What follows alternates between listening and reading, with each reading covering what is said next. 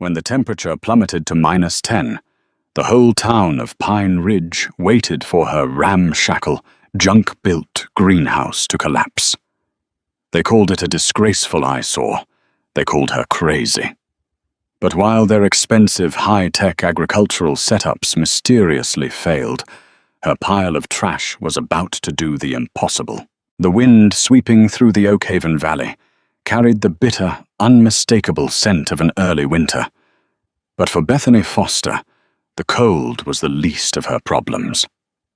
She stood at the edge of her inherited 5-acre plot, staring at the foreclosure notice fluttering against her rusted mailbox. She had 3 months. 3 months to pay off the crippling agricultural debts left behind by her late grandfather. Or the county would auction off the only home she had ever known.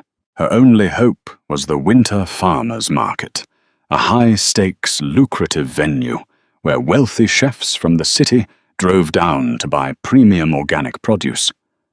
But winter farming required a greenhouse, and Bethany's bank account was overdrawn by $42. That was when she started gathering the junk. It began at the county landfill. While other farmers were ordering prefabricated, double-pane glass conservatories from Swedish catalogues, Bethany was dragging heavy, discarded items out of the mud. She salvaged 14 mismatched storm windows from a demolished motel on Route 9. She hauled away warped 2x4s from a collapsed barn, a stack of battered corrugated tin roofing, and dozens of discarded 2-liter plastic soda bottles. Within a week, the skeleton of her greenhouse began to rise on the hill facing the main county road. It was, undeniably, a Frankenstein's monster of agriculture. The eastern wall was a patchwork quilt of cracked motel windows held together by industrial duct tape and expanding foam. The frame leaned slightly to the left, braced by the rusted tailgate of a 1980s pickup truck.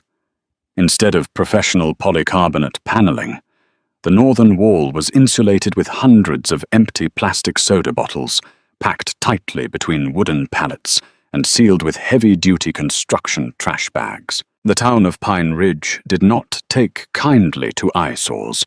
This was a community of pristine, white-fenced equestrian estates and multi-million-dollar commercial farms. The most vocal of her critics was Wyatt Higgins, a third-generation agricultural tycoon whose property bordered Bethany's. Wyatt owned Higgins Hydroponics, a massive operation boasting a row of identical, gleaming, climate-controlled greenhouses that looked like a space station. Wyatt didn't just dislike Bethany's structure. He took it as a personal insult. On a frigid Tuesday morning at the Pine Ridge Diner, the local gossip mill was running at full capacity.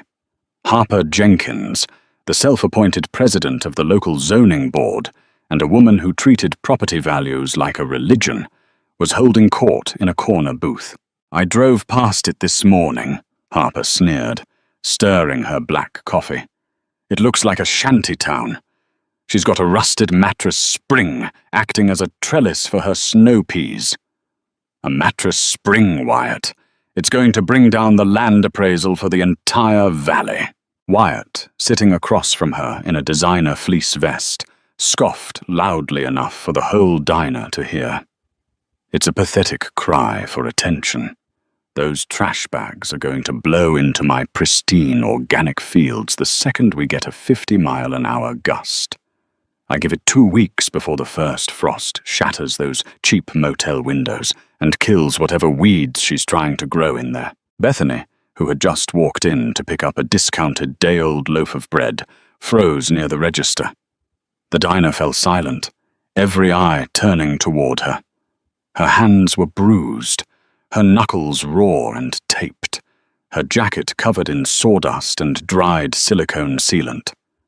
Wyatt turned in his booth, flashing a cruel, perfectly white smile. "Morning, Bethany. Building a fort, are we? If you need a handout, I have some expired seeds you can throw in your little junkyard." Bethany lifted her chin, clutching her paper bag. "It's a passive solar greenhouse, Wyatt, And it's going to work. Laughter erupted from Harper's booth. Passive solar, Harper wheezed. Honey, you've taped garbage to some pallets. You're violating 3 different aesthetic zoning ordinances. Expect a citation in the mail. Bethany didn't flinch. I checked the ordinances, Harper. Section 4, paragraph B. Agricultural structures under 400 square feet, built with recycled materials, are exempt from aesthetic review. Have a nice morning. She walked out, with her head held high. But once she reached the safety of her battered truck, she rested her forehead against the steering wheel and shook. The truth was, she was terrified. The structure looked ridiculous. The wind rattled the tin roof mercilessly. But beneath the ugly exterior, Bethany had engineered something brilliant, driven by desperate research and a refusal to lose her land. November arrived with a brutal, biting chill. The ground froze solid overnight, killing off the last of the outdoor crops across the valley. Down the road, Wyatt Higgins fired up his massive propane heaters. The dull industrial hum of his climate-control generators echoed across the valley, burning through thousands of dollars of fuel to keep his heirloom tomatoes at a balmy 70 degrees. Bethany had no electricity in her junk greenhouse. She had no propane. What she did have was dirt, water, and waste. Inside her ramshackle creation, it was a totally different world. The aesthetics were chaotic, but the science was meticulous. Along the solid insulated northern wall, Bethany had stacked 30 55-gallon steel drums she had begged off a local brewery. She painted them pitch black and filled them with water. During the day, the low winter sun pierced through the angled motel windows, striking the black barrels. The water absorbed the heat. At night, when the temperature plummeted to freezing, the barrels slowly radiated that trapped heat back into the enclosed space. But the barrels weren't enough to survive a true northeast winter. So Bethany implemented a trick she'd read about in an obscure 19th century French agricultural diary. She dug a 3-foot-deep trench down the center of the greenhouse and filled it with fresh horse manure she had shoveled for free from a neighboring equestrian farm, layering it with wet straw and wood chips. As the massive compost pile actively decomposed, it generated intense, continuous thermal energy, acting as a biological furnace. By mid-November, the temperature outside was 28 degrees. Inside Bethany's trash heap, it was a humid, earthy 65. Lush, vibrant green shoots of winter spinach, kale, artisan carrots, and expensive mush lettuce were exploding from the soil. But her success was a fragile secret, and the town's disdain was mutating from mockery into active hostility. Harper Jenkins, furious that Bethany had found a zoning loophole, had taken to parking her SUV at the edge of Bethany's property line, snapping photos of the greenhouse with a telephoto lens, desperate to find a building code violation. Wyatt, meanwhile, was growing increasingly irritated by the mere existence of the structure. It was a blemish on his view, a defiant middle finger to his millions of dollars of imported technology. Then came the night of the sabotage. It was a Tuesday evening, a week before the lucrative Thanksgiving agricultural market. The forecast called for an unprecedented early-season blizzard. The sky was the color of bruised iron, and the temperature was dropping at a terrifying rate. Bethany was inside the greenhouse, checking the temperature of her compost trench with an old meat thermometer, when she heard the deafening crack of shattering glass. She screamed, throwing her arms over her face as jagged shards rained down on her delicate rows of winter greens. Freezing, razor-sharp wind instantly howled into the humid sanctuary. Bethany scrambled to her feet, her heart hammering against her ribs. She looked up at the western wall. One of her largest, most critical salvaged windows had been completely smashed. A large, heavy rock covered in frozen mud, lay in the center of her spinach bed. She rushed to the shattered frame and peered out into the gathering darkness. Through the blowing snow, she thought she saw the tail lights of a large truck, a truck with the unmistakable wide stance of a platinum F250, speeding away down the county road. Panic seized her throat. The internal temperature of the greenhouse was already plummeting. The delicate winter greens, worth hundreds of dollars and representing her only chance at making her December mortgage payment, would turn to black sludge if exposed to the freezing air for more than an hour. With the blizzard rapidly descending, there was no time to drive to town, no money to buy a replacement pane, and no way to call for help. The wind tore through the hole, violently thrashing the plastic bottles and rattling the tin roof. The storm was here. Crying in frustration, her hands bleeding from the broken glass, Bethany raced out to the scrap pile behind her barn. The snow was already ankle-deep and blinding. She dug frantically, her bare hands scraping against frozen metal. She needed something clear, something durable, something insulated. She found an old, heavy-duty vinyl billboard top, an advertised announcement for a bankrupt local car dealership she had found on the side of the highway. It wasn't transparent, which would hurt the sunlight in the morning, but right now, she just needed to stop the hemorrhage of heat. Dragging the stiff, freezing vinyl back into the greenhouse, Bethany dragged a wooden stepladder to the shattered frame. The wind fought her like a living thing, whipping the heavy tarp against her face, knocking her off balance. She gritted her teeth, tasting blood where she had bitten her lip. "You want me to fail?" she screamed into the howling wind, driving a staple gun into the wood with brutal force. "You want me to lose this place?" Thwack, thwack, thwack. She anchored the vinyl over the gaping hole. To insulate it, she frantically stuffed the gap between the tarp and the remaining broken glass with old wool blankets and sealed the edges with expanding foam. It was hideous. It looked like a rotting bandage over a grievous wound. But as she collapsed onto the dirt floor, gasping for air, she watched the thermometer. The temperature stopped falling. It held at 38 degrees. Then slowly, the radiant heat from the black water barrels and the steam rising from the compost trench began to fight back the cold. 40 degrees. 42. Outside, the great nor'easter of Pine Ridge truly unleashed its fury. It was a storm the county would talk about for decades.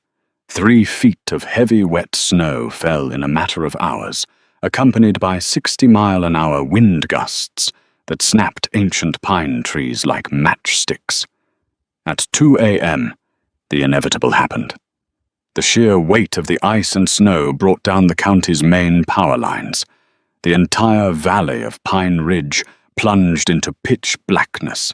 A mile down the road, the hum of Wyatt Higgins's propane heaters abruptly died. Bethany sat wrapped in a sleeping bag on the dirt floor of her ugly, junk-built greenhouse, listening to the roaring wind. She placed her hand against one of the black steel barrels. It was deeply, beautifully warm. The storm raged outside, but inside her pile of trash, life was quietly, stubbornly thriving. She didn't know it yet, but by sunrise, the power dynamics of Pine Ridge were going to be permanently turned upside down. The morning after the blizzard broke with a haunting, blinding brightness. The Oakhaven Valley was buried beneath a pristine, undisturbed ocean of white. No tractors hummed, no trucks rumbled along the snow-choked county roads. The only sound was the distant, agonizing groan of overburdened pine branches, giving way under the immense weight of the ice. Down the road at Higgins Hydroponics, the profound silence was a literal death knell. Wyatt Higgins stood knee-deep in the snowdrift, wearing an imported shearling coat, staring at the absolute disaster before him through designer sunglasses. The regional power grid was completely dead, which he had arrogantly assumed his state-of-the-art systems would handle. What he had not anticipated was the heavy, wet snow suffocating the external exhaust vents of his automated diesel backup generators. At precisely 3:15 a.m., the massive engines had choked on carbon monoxide, sputtered violently, and died.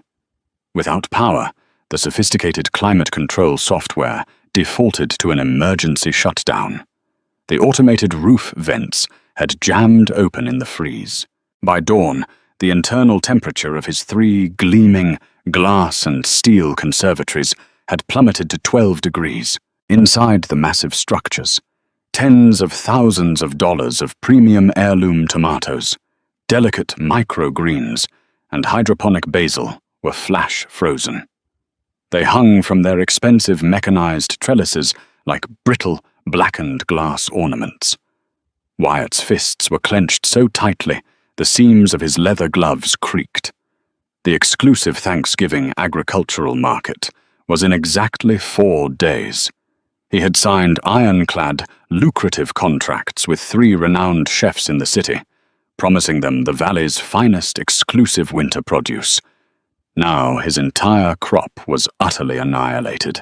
A mile away, Bethany Foster woke up shivering on the dirt floor of her junk-built greenhouse, wrapped tightly in 2 sleeping bags. Her breath plumed in the air. For a terrifying, disorienting second, she was afraid to open her eyes. She listened to the absolute stillness. Slowly, she unzipped her bag and stood up, her joints aching from the cold ground.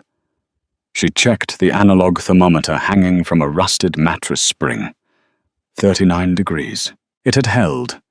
The temperature had dipped perilously close to freezing, but it had held. Bethany stumbled toward the massive compost trench running down the center of the structure. Steam was gently rising from the decomposing manure and wood chips, a biological furnace stubbornly fighting off the Arctic chill.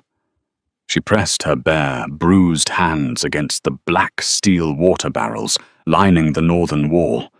They were no longer warm, having exhausted their stored thermal energy, but they had sacrificed their heat to save the plants. She turned around and looked at her raised beds. The sight made her drop to her knees and weep. The winter crops were magnificent.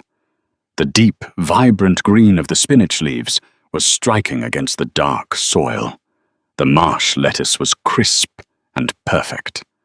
The artisan purple carrots proudly displayed their lush, feathery tops. Despite the gaping, ugly vinyl bandage on the western wall and the chaotic patchwork of motel windows, the trash heap had nurtured and protected its precious cargo through a historically catastrophic storm. By noon, the county snowplows finally managed to clear the main road, leaving towering banks of slush in their wake. Cabin fever drove the residents of Pine Ridge out of their homes. Harper Jenkins and Wyatt Higgins, both seeking a distraction from the power outage and the morning's disasters, rode together in Wyatt's massive platinum F250 to survey the neighborhood's damage. As they rounded the bend toward Bethany's property, Wyatt leaned forward, a cruel smirk playing on his lips. "Well, Harper, prepare yourself," Wyatt sneered, adjusting the heater in the truck. "I guarantee that pile of garbage collapsed under the snow load. We'll probably have to call emergency services to dig her out." Harper chuckled, pulling out her smartphone. "I'm taking pictures for the zoning committee. This is the perfect excuse to have that eyesore legally condemned and bulldozed."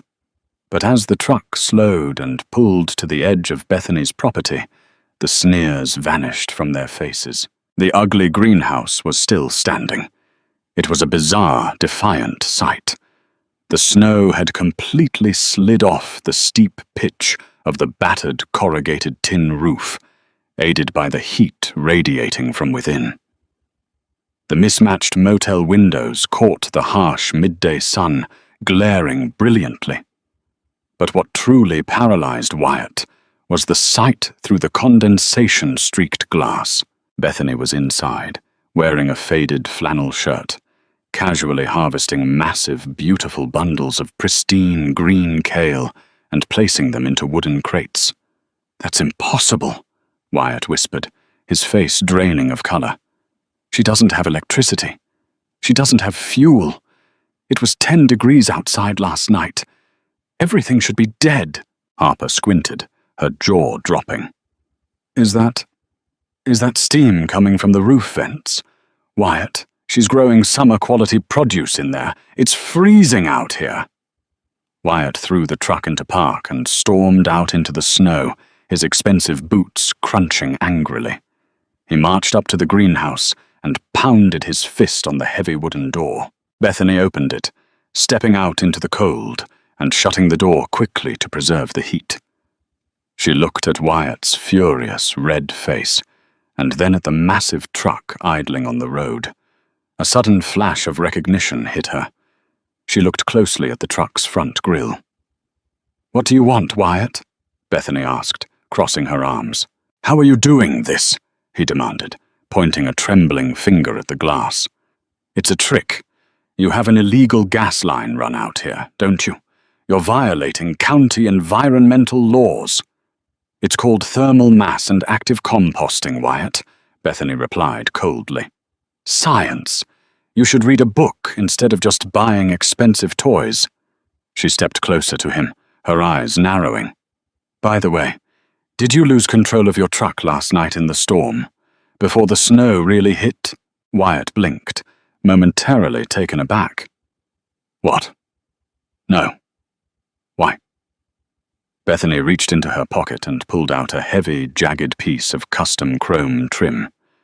"Because I found this embedded in the snow beneath my shattered window this morning. It matches the broken grille on your bumper perfectly. You threw that rock, Wyatt. You tried to freeze me out." Wyatt's face went completely pale. Harper, who had walked up behind him, gasped loudly. "You have no proof," Wyatt stammered, though his eyes darted nervously toward his truck. "I don't need the police," Bethany said, her voice dropping to a dangerous, icy whisper. "The market is in 3 days. I hear your generators failed, Wyatt. I hear you lost everything. If you ever step foot on my property again, I'll make sure every chef in the state knows exactly what kind of desperate, pathetic coward runs Higgins Hydroponics." Wyatt opened his mouth to speak, but no words came. He turned on his heel, tramped back through the snow, and sped away, leaving Harper standing in the slush, completely speechless. The Thanksgiving Farmers Market was the crown jewel of Oakhaven Valley's agricultural season. Held in the massive, vaulted wooden pavilion in the center of town, it was usually a fiercely competitive showcase of wealth, technology, and farming prowess. This year, however, the atmosphere was fraught with tension. The blizzard had devastated almost every commercial farm in the county. The pavilion was unusually empty, with many of the regular vendors failing to show up due to lost crops. At the center of the pavilion, Wyatt Higgins sat behind a remarkably pathetic display. His long mahogany tables, usually overflowing with vibrant produce, held only a few sad, frost-bitten root vegetables and several jars of last season's preserves. He sat with his arms crossed, avoiding the gaze of the wealthy buyers from the city who were aggressively roaming the aisles, desperate for supplies. At exactly 8 a.m., the heavy pavilion doors swung open, and Bethany Foster wheeled a massive flatbed cart into the hall. A collective hush fell over the room. Stacked high on the cart were overflowing wooden crates bursting with life. There were towering bunches of emerald-green dinosaur kale, vibrant radishes the color of rubies, thick, pristine stalks of winter celery, and delicate, flawless heads of expensive butter lettuce. The smell of fresh, rich earth and sweet greens filled the cold, stale air of the pavilion. She wheeled the cart to her humble corner stall, completely ignoring the stunned whispers of the locals. Among the buyers was Chef Anton, the notoriously strict and demanding head chef of the Gilded Fork, a 3 Michelin-star restaurant in the capital. Anton had been loudly complaining to the market manager about the unacceptable lack of produce when he spotted Bethany's display. He abandoned the manager mid-sentence and practically sprinted to Bethany's stall. He picked up a bundle of marsh lettuce, holding it up to the light, inspecting the leaves with the scrutiny of a diamond jeweler. He snapped a leaf and tasted it. His eyes widened. "This is extraordinary," Anton muttered, his thick French accent cutting through the silence of the room. "The sugar concentration is incredible. The cold stress has sweetened the leaves perfectly, yet there is zero frost damage. How did you achieve this?" "Passive solar heat and a biological compost furnace," Bethany said, wiping her dirt-stained hands on her apron. "Completely off the grid, 100% organic." Anton looked at her, then looked at the vast crates of produce. "I need all of it. Every single crate. I will pay double your asking price, right now." Before Bethany could even nod, a representative from a luxury organic grocery chain pushed his way to the front. "We'll pay triple. We have a severe shortage for the holiday weekend." A bidding war erupted right there in the pavilion. The townspeople of Pine Ridge, including Harper Jenkins, watched in absolute disbelief as the girl they had mocked, the girl with the ugly, junk-built greenhouse, commanded the attention of the wealthiest buyers in the state. Across the room, Wyatt Higgins watched his exclusive clients fighting over Bethany's harvest. His face was a mask of utter humiliation. He had spent $2 million on his hydroponic systems, only to be outdone by a girl who used discarded plastic soda bottles, horse manure, and rusted motel windows. By 10:30 a.m., Bethany's stall was completely empty.